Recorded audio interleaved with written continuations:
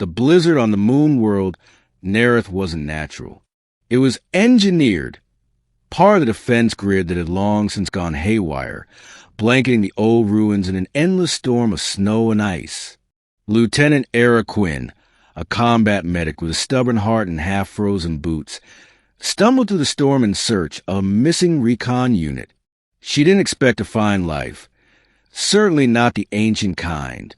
But there, collapsed against the remains of a rusted satellite dish, was something no scanner had picked up. A massive albino wolf-like creature. Alien. Battered. Its white fur was matted with frozen blood, ribs visible beneath its scarred hide. Its eyes opened, one clouded with age, the other still burning with a weary light. It didn't growl. It didn't move. It was ready to die. Her instinct said run.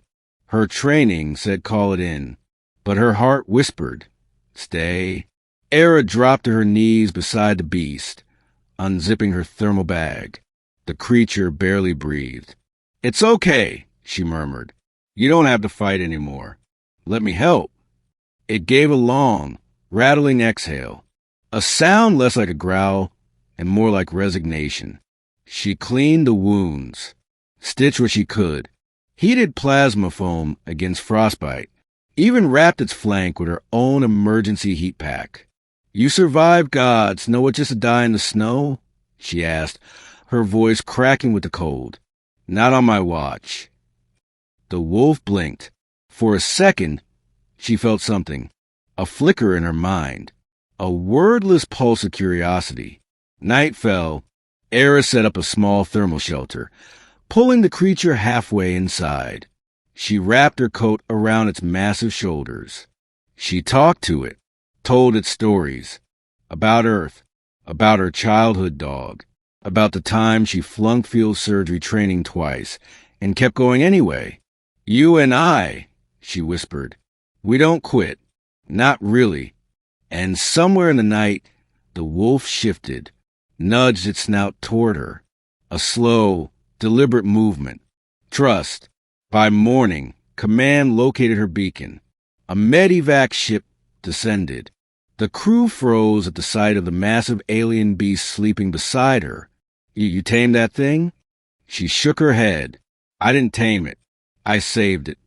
In the weeks that followed, the alien wolf, who the researchers called Kaler, remained at the recovery outpost. They discovered it was one of the last of the Sentinel breed, bred to defend temples long lost to time. Kaler had survived wars, destruction, and loneliness. For years, it wandered the ice alone, accepting death as its final command, until someone broke that command with warmth.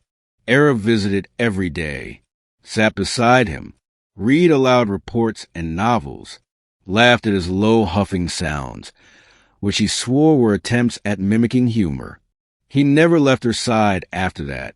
When a rogue mining unit threatened the outpost months later, Kaler tore through steel and fire to protect her. And when asked why the old beast stayed with a human medic, researchers only shrugged. He chose her, because when he'd given up, she didn't.